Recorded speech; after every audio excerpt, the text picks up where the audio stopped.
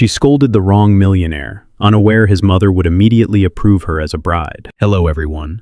Before we begin today's story, I have a small favor to ask. Please hit subscribe and turn on the notification bell so you never miss our channel's new videos. It is quick, free, and the best way to support us in bringing you more dramatic stories. Your support means the world to us. Where are you watching from? Drop your city or country in the comments below. Thank you very much. Now, let us return to our main character. The soft hum of conversation drifts through the warm interior of Briar and Pine, an upscale restaurant tucked between two glowing storefronts in downtown Seattle. Under the amber lights, polished silverware clicks softly, and every plate looks curated like a small piece of art. It is the kind of place where wealthy couples go for anniversaries, not where a woman like Maya Thompson usually finds herself. She stands in front of the glass door, the reflection staring back at her, reminding her exactly how out of place she is. Her thrifted dress is carefully pressed, but the seams have been mended twice. Her shoes are scuffed from years of use. She smooths the fabric over her hip with a shaky hand, then inhales. "I promised Lila I would actually try tonight," she whispers to herself. Her best friend Lila had insisted she come here for a blind date, after weeks of watching Maya juggle double shifts at the bookstore and late-night cleaning jobs. "You deserve one nice night," Lila had said. Just one. Maya had agreed mostly to stop her from fussing. Inside, Maya mutters the table number under her breath, as if it were a lucky charm. Table 12, table 12. Her heart beats too quickly, the way it always does when she walks into a world clearly not built for her.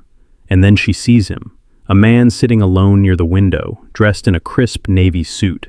His posture is relaxed, one hand resting near a glass of water, the other scrolling through a phone. Dark hair, clean lines, quiet confidence. He looks like someone accustomed to this place, maybe too accustomed. Lila had said her date's name was Kevin, so Maya steels herself and approaches. "Hi," she says, voice hopeful but tight. "You must be Kevin." The man slowly looks up, confusion flickering across his face for half a second before disappearing behind a polite smile. Right here is where a normal person might have said, "Actually, I think you have the wrong table." But he does not. He simply offers a careful nod. "Right," he says softly. "Blind dates are something else." Maya sits, clutching the strap of her handbag like a lifeline. She is nervous enough that her words tumble out too fast. She tells him she rushed here after helping an elderly neighbor carry groceries. She tells him she almost canceled because she could not afford a cab and the bus broke down. She even apologizes twice for talking too much. He listens quietly, watching her with a faint, amused warmth she is too distracted to notice. When he finally asks, "What do you do?" she shrugs as if embarrassed to take up space. "I work at a bookstore," she says. "It is not glamorous, but it pays most of the rent." She hesitates. Then, trying to return the question, "And what about you?"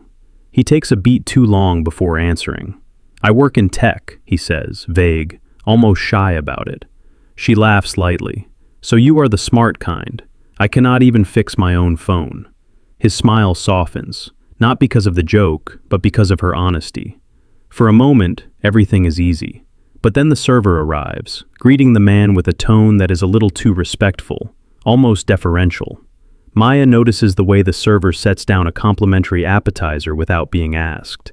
She also notices the way two other staff members quietly straighten nearby tables, as if trying to impress him. Maya frowns. "Wow," she murmurs. "They really like you here." He glances around awkwardly. Something like that. She thinks it is weird. She thinks Kevin must be irregular.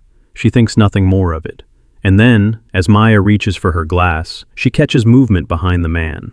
An older woman entering the restaurant with a confident stride, dressed in a tailored coat and pearls. Her presence shifts the room instantly. She pauses, spots the man at the table, and her entire face brightens with recognition. Maya has no idea yet, but she has just scolded the wrong millionaire. And that woman at the door? That is his mother. Maya tries to focus on the man sitting across from her, but the presence of the older woman near the entrance tugs at her attention. She brushes it off and looks back at him, determined not to fall apart on a night when she finally allowed herself to hope for something simple, something normal. She folds her napkin carefully, trying to hide the slight tremble in her fingers. The day has been long and unforgiving. Rent is due in 2 days. The bookstore cut her hours again. Her landlord left a passive note under her door about timely payments. And now she is sitting here, forcing herself to pretend she belongs in a room filled with people wearing outfits worth more than her monthly income. The man watches her quietly, elbows resting loosely on the table, the faintest crease of concern forming when she rubs her temple. "Are you all right?" he asks gently. Maya lets out a breath she did not realize she was holding. "Yes, mostly. It has just been a rough week." He nods, as if he understands more than he can say. Rough weeks tend to come in waves. His tone is soft, but grounded, and it eases her shoulders a little. She glances around the restaurant, hoping the server will take their order soon so she can anchor herself in something practical, something she can control. But before the server returns, a faint buzz echoes from the man's phone. He looks at the screen, pauses, then flips it face down without a word. She interprets it as a polite gesture, the way someone tries to give their full attention when they care enough to be present. She appreciates it.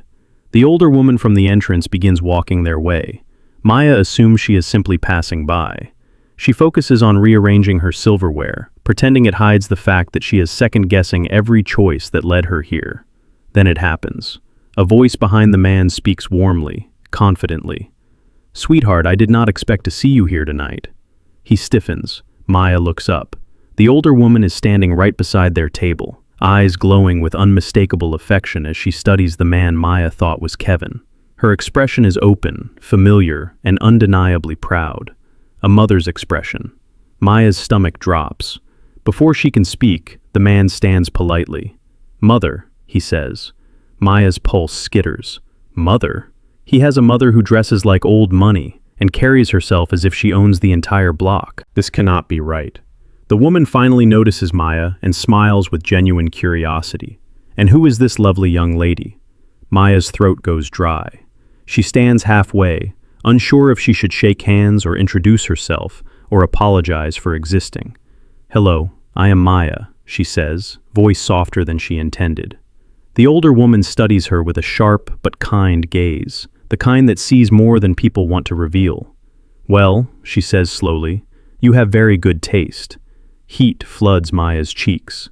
She glances at the man, silently pleading for context. But his eyes hold something unreadable, something between surprise and an emotion she cannot name. Before she can gather herself, the older woman places a gentle hand on her son's shoulder. "I will let the two of you enjoy your evening," she says warmly. "I am glad you are finally bringing someone you like."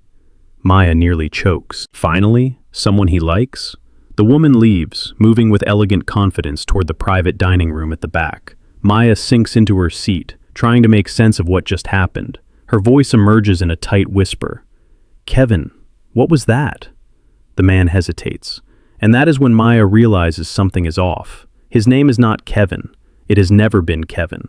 The mistake she made tonight is much bigger than she thought, and the truth is just beginning to surface. For a long moment, the world inside Briar and Pine feels too bright, too sharp. Maya grips the edge of the table, her breath caught somewhere between her chest and her throat.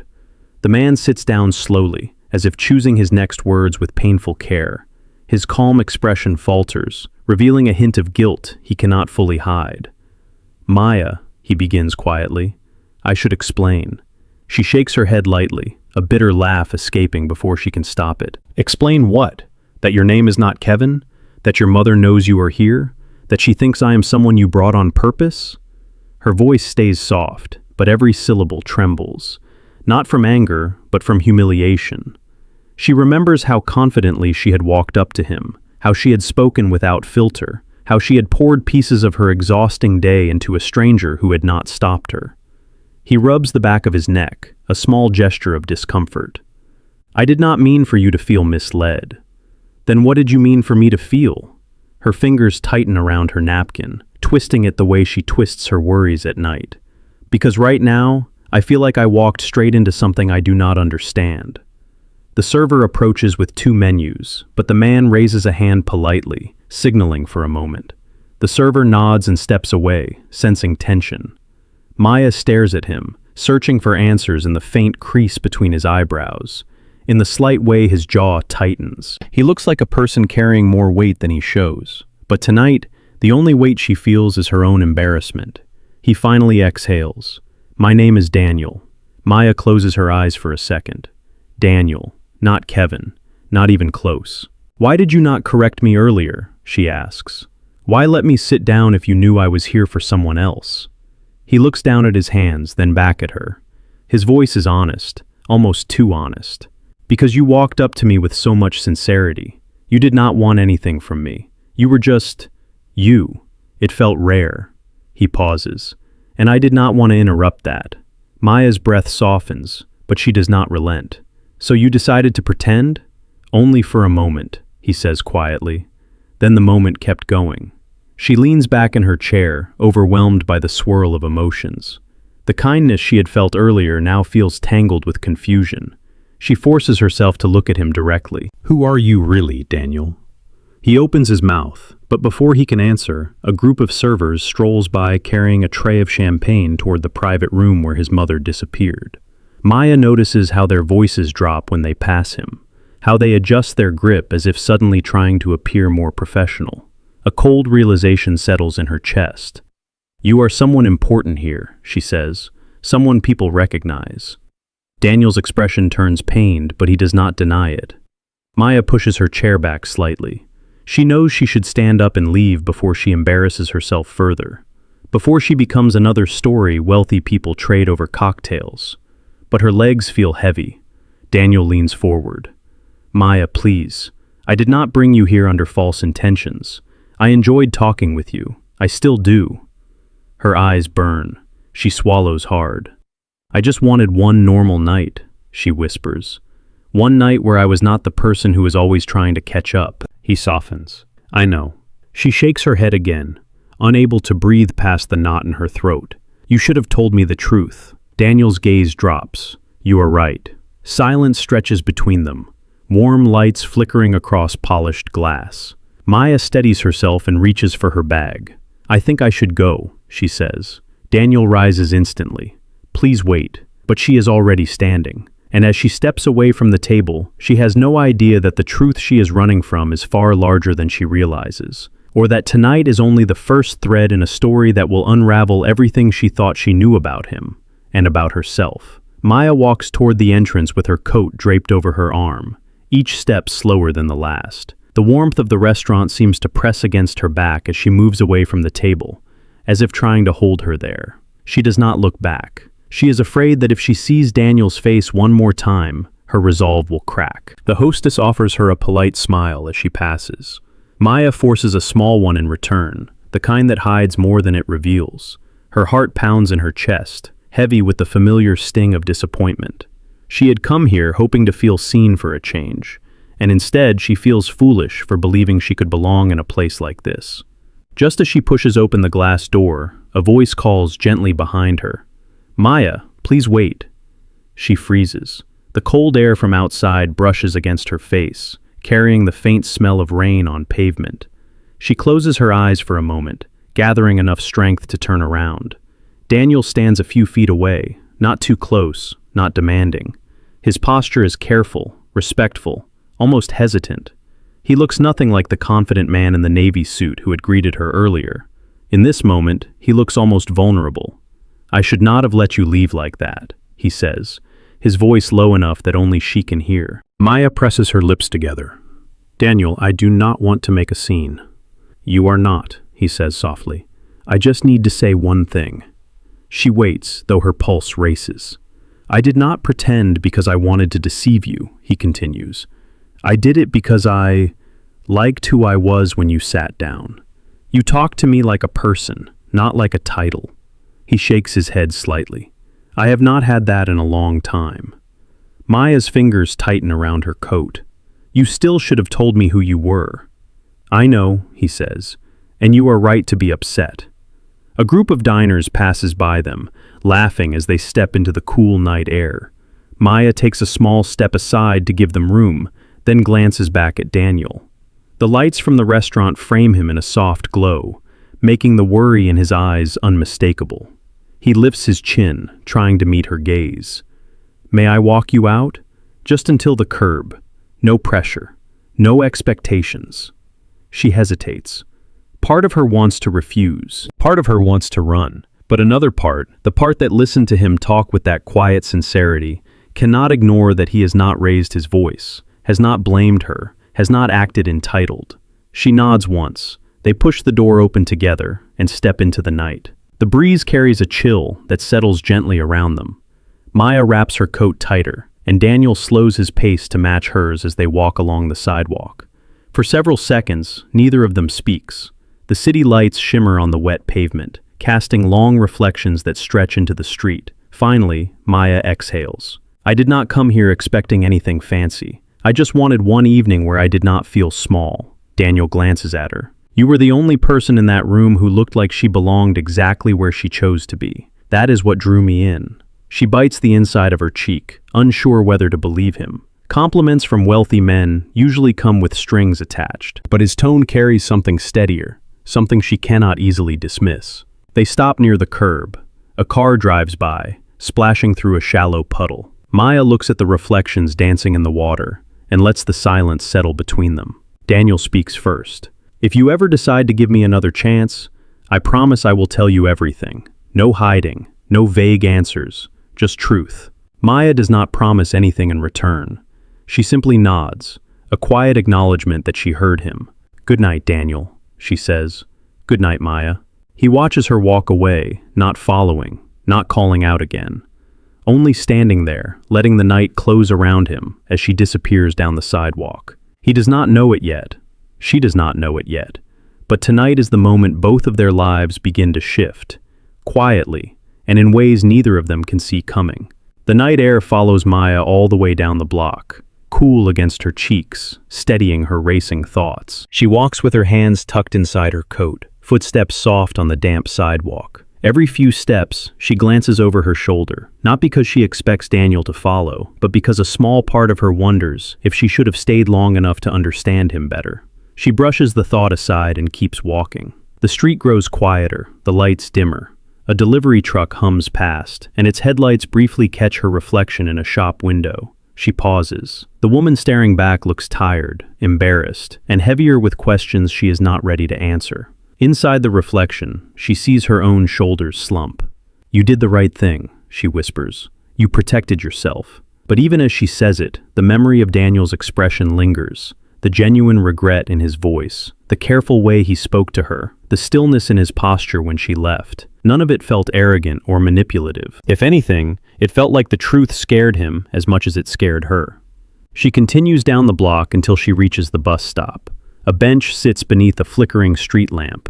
She sets her bag beside her and exhales slowly, letting the chill settle around her. Minutes pass. Her phone buzzes gently inside her coat pocket, startling her. She pulls it out and sees a message from Lila. How is the date going? Please tell me he is not another disaster. Maya stares at the screen, unable to type anything for several moments. Finally, she replies. It was complicated. I will tell you later.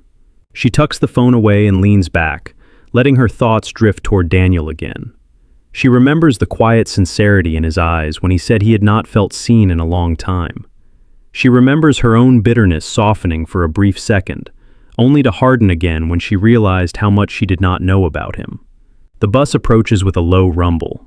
Its headlights wash over her, turning the sidewalk a muted gold. Maya stands, hesitating before stepping aboard. She glances down the street one more time, half expecting Daniel to appear in the distance, but the sidewalk remains empty. On the ride home, she watches the city blur past the windows. The truth sits heavy in her chest. She had wanted a simple evening, but nothing about tonight feels simple anymore. When she finally reaches her apartment, she drops her keys into the bowl by the door and collapses gently onto the edge of her bed. The room is quiet. The hum of the building's old heater fills the silence. Her thoughts circle back to a single question. If Daniel did not tell her who he was tonight, then who is he, really? Maya lies back slowly, staring at the ceiling, unaware that this question will become the turning point of everything that follows. Morning light filters through the thin curtains long before Maya is ready to face a new day. She turns onto her side, the bedsheets cool around her, and blinks slowly as the memories of last night settle in, like dust drifting through a quiet room. She reaches for her phone on the nightstand. No new messages.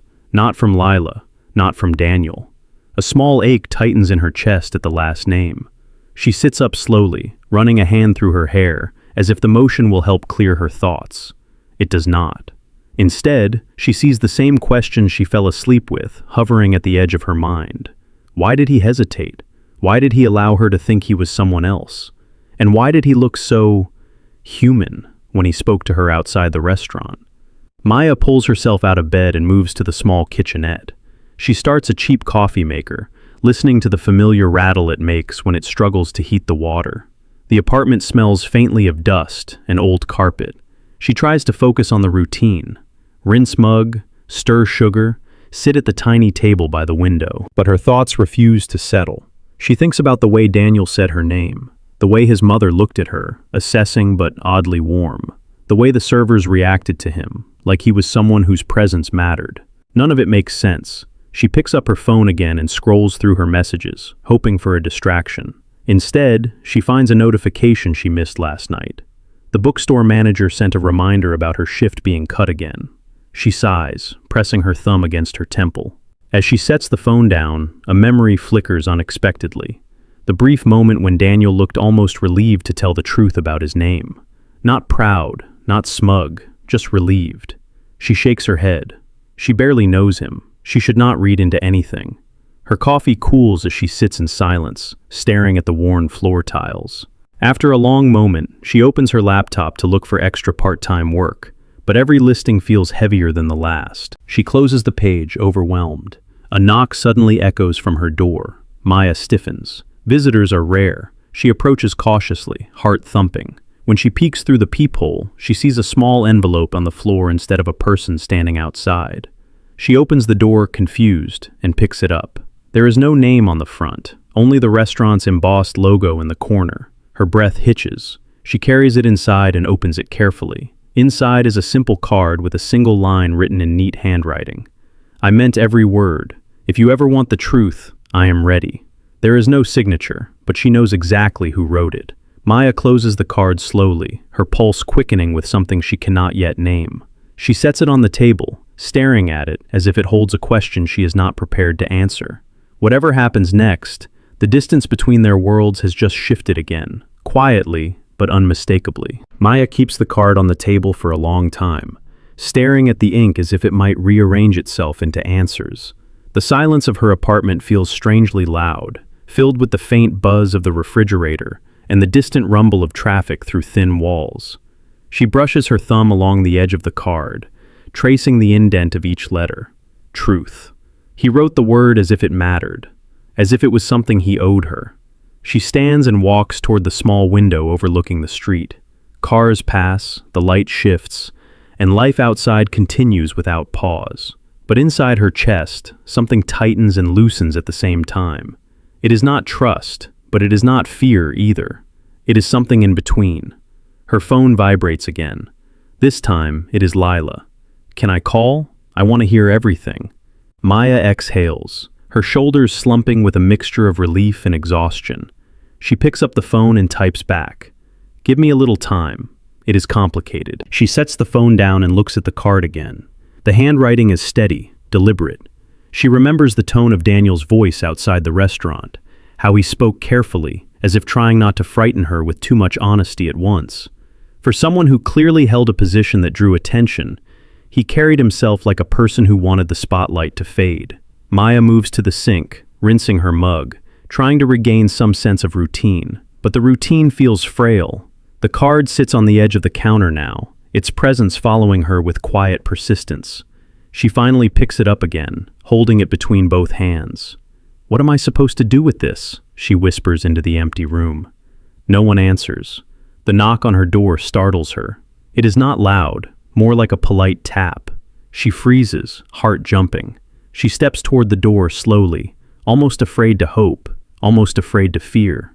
When she looks through the peephole, her breath catches. Daniel is standing there. No suit, no polished presence, just a simple gray sweater, dark jeans, and the same quiet expression she saw last night when she walked away. He steps back slightly, giving her space even from the hallway.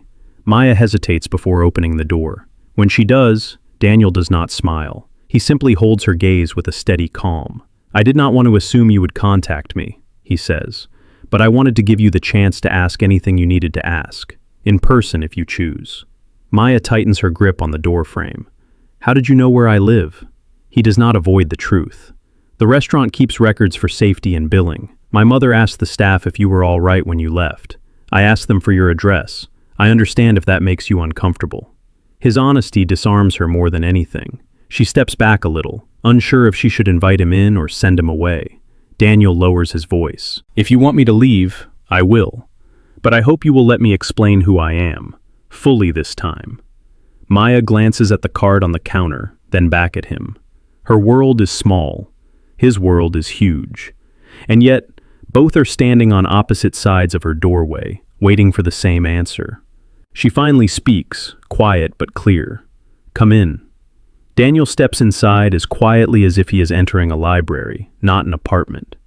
He waits near the doorway, hands loosely at his sides, allowing Maya the space to decide how close is too close. She closes the door gently, then moves toward the small table where the card still rests. For a moment, neither of them speaks.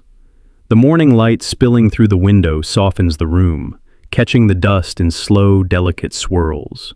Maya folds her arms lightly, not in defense, but as if grounding herself. Daniel watches her do it, then lowers his gaze with a breath that feels heavier than the one before it. "You asked who I am," he says quietly. "I would like to answer that." Maya nods once, her expression cautious. Daniel glances at the card on her counter before continuing. "I grew up here in Seattle. My family owns several businesses, some small, some not small." He hesitates, choosing each word as if it might be misunderstood. "My mother likes being recognized. I do not." Maya studies him carefully. "You seemed comfortable at the restaurant." "I was raised to be," he admits, "but comfort is not the same as wanting attention." He walks a little closer, keeping a respectful distance. "People tend to treat me differently when they know who I am. Every conversation changes, the tone changes, the way they look at me changes. I wanted one moment where it did not." Maya shifts her weight. Her voice stays soft. "That is why you let me think you were Kevin." He nods slowly. "It was wrong, I know that. But when you sat down, you were genuine. You were not performing. You were not trying to impress me. You were just yourself. I liked that more than I expected." Maya lets out a shaky breath, unsure whether to feel flattered, unsettled, or both. "You could have told me the truth." "I should have," he agrees. "But I have made mistakes before by trusting the wrong people. Some friendships disappeared as soon as they realized my background. Some relationships started for reasons that had nothing to do with me at all." His voice softens. "It makes you cautious, maybe too cautious." Maya looks down at the floor, absorbing his words. They feel honest, not polished. There is a quiet sadness behind them, something she has not heard from him until now. He continues gently. "Last night, when you walked away, I realized I had repeated the same mistake. I kept the truth from someone who did not deserve to be shut out." Her heartbeat steadies. She lifts her eyes to meet his. Daniel holds her gaze without flinching. "I want you to know who I really am. Not the version people see in public. Not the version my mother presents. Just me." Maya does not answer right away.